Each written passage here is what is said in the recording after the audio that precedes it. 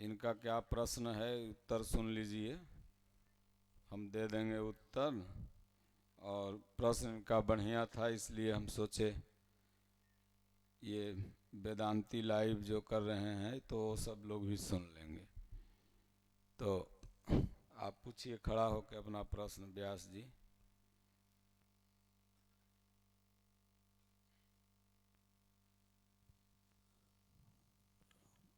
महाराज जी के चरणों में बारंबार प्रणाम। महाराज जी, क्या हम सनातन धर्मियों को, धर्मावलंबियों को किसी दूसरे धर्म या संप्रदाय से किसी प्रकार की हानि वर्तमान में है या भविष्य में हो सकती है? किस प्रकार मिलजुल कर रहना चाहिए? कृपया हानि लाभ का मार्गदर्शन करने का कष्ट करें। ओम।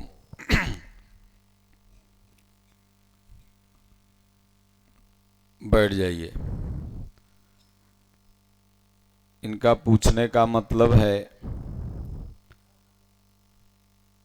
भारत एक ऐसा देश है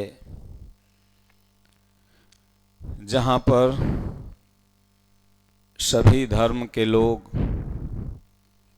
रहते हैं। ये सभी धर्म आपस में मिलजुल करके रहते हैं। इनको बांटने का काम प्रत्येक धर्म के धर्मजीवियों का काम है। और ये सभी धर्मावलंबी नहीं लड़ते, बल्कि इनके जो धर्मजीवी या धर्मगुरु होते हैं, सभी धर्म, हम किसी एक धर्म के बारे में नहीं बोल रहे हैं, सभी धर्म के धर्मजीवी जिनकी धर्म से जीविका चल रही है, वो मानवता को टकराते हैं, इंसानियत को आपस में लड़वाते हैं। आप अगर विचार करिए तो यहाँ सब जितने भी जीव हैं वो इंसान बन के ही जन्मे हुए हैं। अब राष्ट्रीय कथा प्रवक्ता से कोई ये प्रश्न किया था इनके कथा में कि बड़ी बड़ी कथाएं इनकी होती हैं। अपने हिसाब से इन्होंने जवाब दिया भी होगा, लेकिन ये संतुष्ट नहीं थे उस जवाब से। तो हमसे कभी इन्होंने किया था तो हमने कहा कि अब वहीं जगन्नाथपुर चलेंगे तो वहीं पूछ लेना, तो वहाँ हम बता देंगे। तो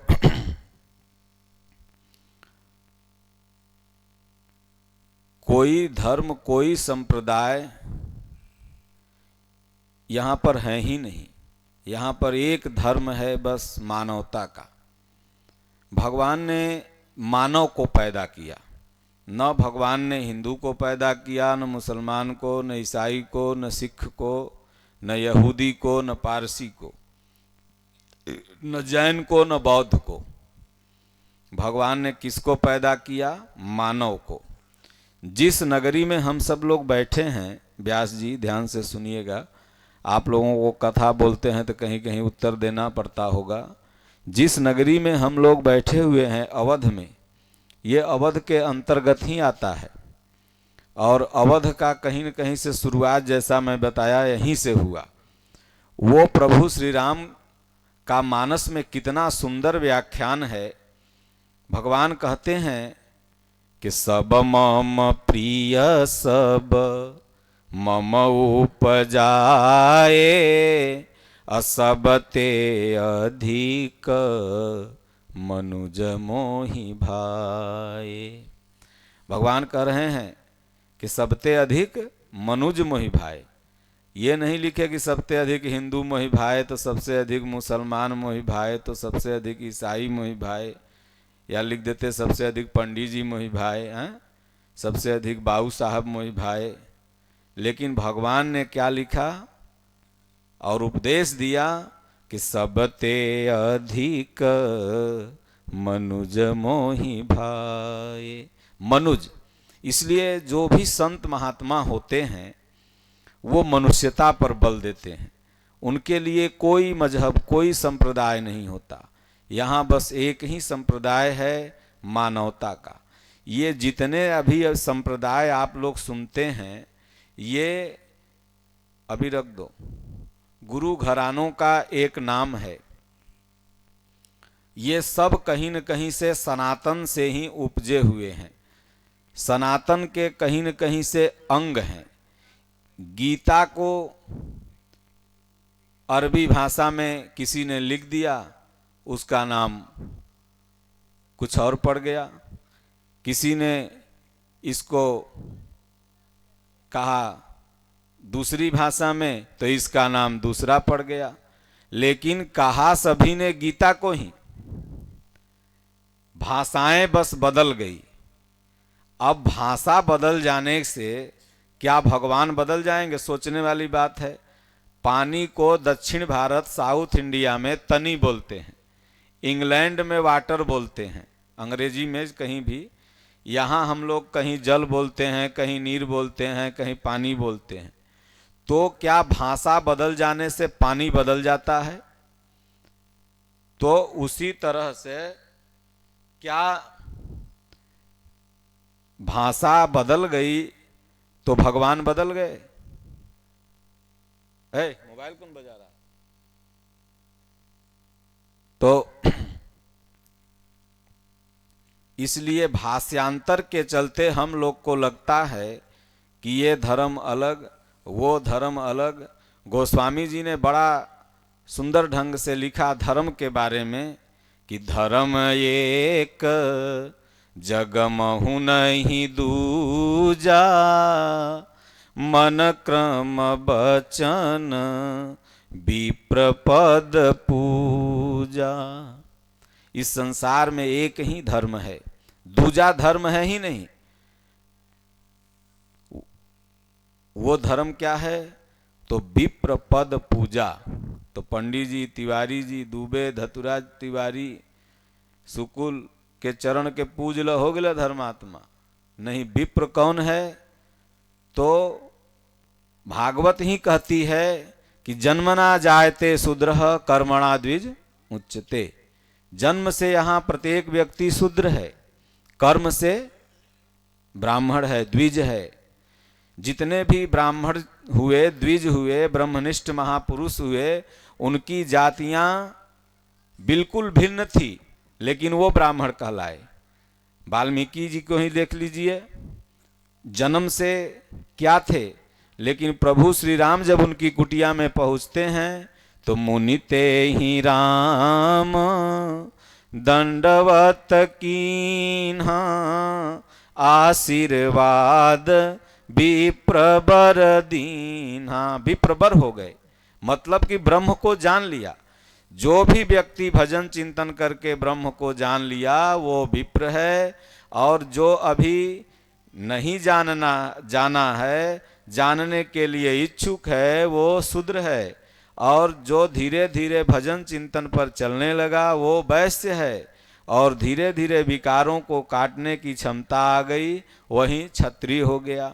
तो इसलिए इस संसार में बस एक ही धर्म है कि महापुरुष के चरणों में निष्ठा पूर्वक भक्ति करना, और वो महापुरुष ही आपको सही रास्ता, सही ज्ञान बताएंगे। क्योंकि महापुरुष जो होते हैं वो जाति से, संप्रदाय से उपराम होते हैं। इसलिए आज जो भिन्नता दिखाई पड़ती है प्रत्येक संप्रदाय में, लगता है कि आपस में लड़ रहा है लोग। हम कहते हैं अगर लड़ने का नाम भक्ति है तो फिर आप हमें अभक्ति का परिभाषा बता दीजिए। अगर लड़ने का नाम ही भक्ति है तो फिर अभक्ति क्या है? और टकराव सा माहौल रहता है, और इसका कारण हर धर्म का धर्म गुरु है। इसलिए सभी धर्म गुरुओं को इंसानियत का पाठ पढ़ाना चाहिए। इंसान से बड़ा कोई धर्म नहीं। किसी को आप मार दोगे तो आपको जन्नत मिल जाएगी, ऐसी नहीं है। या किसी को आप मार दो तो आपको जन्नत मिल जाए, स्वर्ग मिल जाए, ऐसा नहीं। गीता में भगवान ने कहा कि अर्जुन, असुरों को मार और तुम्हें स्वर्ग मिलेगा। अगर जीतोगे तो स्वर्ग पाओगे, हारोगे तो इस धरती के राजा बनोगे। यही कुरान में भी लिखा हुआ है कि अगर काफिरों को मारोगे तो जन्नत मिलेगी। अब काफिर क्या है? काफिर कोई तुम्हारा दुश्मन नहीं, काफिर तुम्हारे ही अंदर है।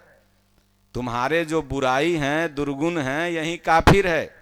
और जब इसको मारोगे तब तुम्हें जन्नत मिलेगी। जब सबके अंदर जो बुराई बसी है वो मारोगे तब ना जन्नत मिलेगी। तो कहेंगे कि नहीं, मस्जिद में हरी दूब तोड़ना पाप है, बाहर गर्दन तोड़ दो तो पुण्य है। नहीं, ये न कोई पाप है न पुण्य है, बल्कि अपने अंदर जो बुराई है उसे कोई भी, मुसलमान का मतलब होता है मुसल्ले ईमान स मुसलमान, जिसका ईमान पक्का हो, चरित्र पक्का हो, वो मुसलमान है। हिंदू का मतलब ही धन इंदु बराबर हिंदू, जिसका हृदय चंद्रमा जैसा शीतल हो, हिंदू माने चंद्रमा, ही माने हृदय, वो हिंदू है। ईसाई, ईस धन आई बराबर ईसाई, ईश्वर आपके हृदय में आ गया तो आप पक्के ईसाई हो गए। तो कहने का तात्पर्य ये कोई धर्म नहीं है, हम सब लोग सनातनी हैं। जिसके अंदर भी आत्मा है वो चाहे अपने को जो भी कहता हो, इंग्लैंड, अफ्रीका, अफगानिस्तान, कहीं भी जन्मा हो, सब सनातनी है। सनातन का मतलब आत्मा होता है, सनातन का मतलब होता है सबसे पुराना, और सबसे पुराना क्या है? आत्मा। गीता में भगवान ने कहा अछेद्यो अयम दाह्यो अक्लेद्यो अशोष्य एव च नित्यः सर्वगतः स्थारुण अचलो यम सनातन। इसलिए भारत में सभी धर्मों के लोग रहते हैं और सभी धर्मों के लोगों को मिलजुल करके रहना चाहिए और ये समझना चाहिए कि सभी का ईश्वर एक है। उस ईश्वर का नाम केवल बदल गया भाषा के चलते। वो पावर, उसको पावर कहिए, शक्ति कहिए, ईश्वर कहिए, गॉड कहिए, खुदा कहिए, आप जो कह दो।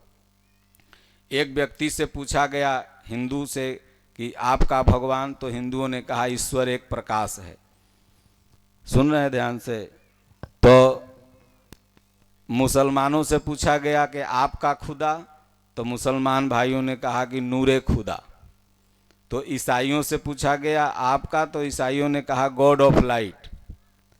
अब तीनों एक ही बात बोल रहे हैं, लेकिन लड़ा कौन रहा है? जेकर दाल रोटी धर्म से चल रहा है।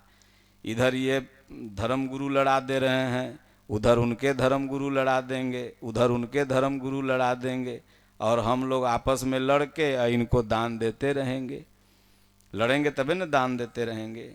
तो नूरे खुदा का भी मतलब होता है ईश्वर एक प्रकाश है। नूर माने क्या होता है? प्रकाश ही होता है। गॉड ऑफ लाइट का भी मतलब होता है लाइट। लाइट माने क्या होता है? प्रकाश। और ईश्वर एक प्रकाश है। तो हम सब लोग किसकी पूजा करते हैं? पावर की, प्रकाश की। आज आप गांव के अगर प्रधान है तो चार आदमी कहेंगे प्रधान पा लागी, गोड़ लागी। कल प्रधान में हार जाओ, कोनो प्रणाम न करिए, कहें अरे एकरा कहला प्रणाम करो, पावर तो अगर सीज हो गया। तो इसलिए पावर की पूजा होती है। उसको किसी ने पावर कहा, किसी ने प्रकाश कहा। तो इसलिए हम सब लोग इंसान हैं, सब लोग एक हैं और उसी एक ईश्वर के अंश में हैं। सब लोग सनातनी हैं। पूरा भारत ही नहीं, पूरा विश्व ही सनातनी है। जिनके भी अंदर आत्मा है वो सब सनातनी हैं और प्रत्येक सनातनियों को मिलजुल करके आपस में रहना चाहिए। किसी का भी भगवान लड़ने के लिए नहीं कहता है, इसलिए हम सब लोग को लड़ना नहीं चाहिए, एक भावना से रहना चाहिए और गीता पढ़ना पड़ेगा। गीता जो पूज्य गुरुदेव भगवान ने लिखा है, इसके नीचे लिखा हुआ है मानव मात्र का धर्म शास्त्र। वो हिंदू हो, मुसलमान हो, सिख हो, ईसाई हो, अगर सच्चा दिल से यथार्थ गीता 1 पन्ना 2 पन्ना 4 पन्ना करके इसको 3 बार अगर पढ़ लिया 1-2 साल के अंदर में, तो वो अपने आप को समझ जाएगा कि मैं शुद्ध धर्मात्मा हूँ, मैं मनुष्य हूँ। इसलिए सबको यथार्थ गीता एक बार अवश्य पढ़ना चाहिए। यहाँ जो भी लोकल भक्त हैं, शुक्ला जी वगैरह, जायसवाल जी वगैरह बांटते रहते हैं। और यहाँ कथा समापन के दिन कुछ प्रतियाँ हम लाए हैं बच्चों के लिए, बाल गीता, और युवाओं के लिए बड़ी गीता, जो बुजुर्ग लोग हैं तो उन लोगों को देंगे भी, और घटेगा तो फिर ही लोग को देंगे, लोग फिर ला के आप लोगों को देंगे। और अभी अयोध्या जी में हमारे पूज्य गुरुदेव भगवान ने 1 लाख गीता फ्री बंटवाई, अभी और बट भी रही है, हमारे आश्रम के संत लोग सब बांट रहे हैं। तो इसलिए आप लोग इसको पढ़िए। और बच्चों के लिए बता दूं कि यथार्थगीता.com एक वेबसाइट है, गूगल पर सर्च करो और जिस लैंग्वेज में आपको, उर्दू में, इंग्लिश में, तमिल में, फारसी में, मलयालम में, हिंदी में, जिस लैंग्वेज में ये बुक चाहिए, आगे गीता रखी हुई ना, बिल्कुल फ्री। यहाँ तक कि डिलीवरी चार्ज भी पूज्य गुरुदेव भगवान का ट्रस्ट देता है और आपके घर पर आ जाएगी। वो फिर फार्म भर देना, उसमें एक फार्म आएगा, जैसे ही पेज खुलेगा फार्म आ जाएगा, फार्म भरो, लैंग्वेज चूज करो, तुम्हारे घर में 10-15 दिन में वो book free of cost delivery आ जाएगी और उसको पढ़ो और सब एक बनो। हम लोग यहाँ लड़ने के लिए नहीं आए हैं, अगर लड़ रहे हैं तो कहीं न कहीं से बेवकूफ़ी है। इसलिए इंसान को इंसान से ही खतरा बुझा रहा है और इसका कारण कहीं न कहीं से धर्म हम लोग नहीं समझ पा रहे हैं। जिस दिन धर्म को समझ लेंगे उस दिन से हम लोग लड़ना बंद कर देंगे। तो बहुत बढ़िया इनका प्रश्न रहा कि जो भी लोग यहाँ रह रहे हैं आपस में इनसे खतरा नहीं होना चाहिए। आपस में प्रेम से पूरे भारत में, पूरे विश्व में जहाँ भी आप हैं, आज देखिए मानवता ही मानवता का दुश्मन बनी पड़ी है। जिधर ताकिए मानव आपस में लड़ रहा है कभी, और आपस में लड़ के ही सृष्टि का विनाश भी हो जाता है। कई बार ऐसा तमाम विश्व युद्ध हुए हैं और उसमें विनाश किसका हुआ? मानवता का हुआ। न स्वामी जी ने कहा कि जीतने वाले को भी शाश्वत विजय नहीं मिलती और हारने वाले को तो जना विजय मिली ही नहीं, क्योंकि ये सांसारिक युद्ध हैं। सांसारिक युद्ध में कुछ नहीं मिलने वाला है। अपने अंदर ही असुर है, अपने अंदर ही काफिर है। उन बुराइयों को मारो। काफिर क्या है? दारू पीना, सिगरेट पीना, गांजा पीना, जीवों की हत्या करना, ये काफिर है, ये दुर्गुण है। माता पिता का बात न मानना, ये काफिर है। इसी काफिर को मारो तो जन्नत मिलेगी, इसी असुर को मारो तो स्वर्ग मिलेगा। न कि बाहर कोई असुर को मारे और बाहर किसी व्यक्ति को मार के तुमको स्वर्ग मिल जाएगा, जन्नत मिल जाएगी। तो ये दिमाग से निकाल के फेंक दो। और कुरान में, चाहे गीता में, चाहे बाइबिल में, चाहे गुरु ग्रंथ साहब में, किसी भी धर्म में ऐसा नहीं कहा गया। और सारे धर्म गीता के ही अनुवाद हैं, गीता से ही सारे धर्मों की व्याख्या हुई है। इसलिए सब गीता पढ़े संतुष्ट हुए और भजन करिए। और एक भजन, अब क्या, अब तो आरती का समय हो गया, तो अब आरती भगवान की करवा लीजिए। कल आपको परीक्षित जी का जन्म और उपाख्यान, कपिल मुनि का उपाख्यान दूसरे दिन में व्यास लोग भागवत कथा सुनाते हैं। परीक्षित जी का जन्म, आध्यात्मिक भौतिक महत्व सब आप लोगों को हम बताएंगे। और बहुत बहुत आशीर्वाद सब लोग को। और कल एक भी नागरिक न यहाँ पर छूटे, एक भी भक्त, सब लोग आकर के भगवान की कथा सुनो, कुछ सीखो और अपने जीवन में उसको उतारो। नशा दारू ताड़ी दुनिया जहान से इससे दूर रहो, यही भागवत का सबसे बड़ा फल है। ओम। बोलो गुरुदेव भगवान की जय।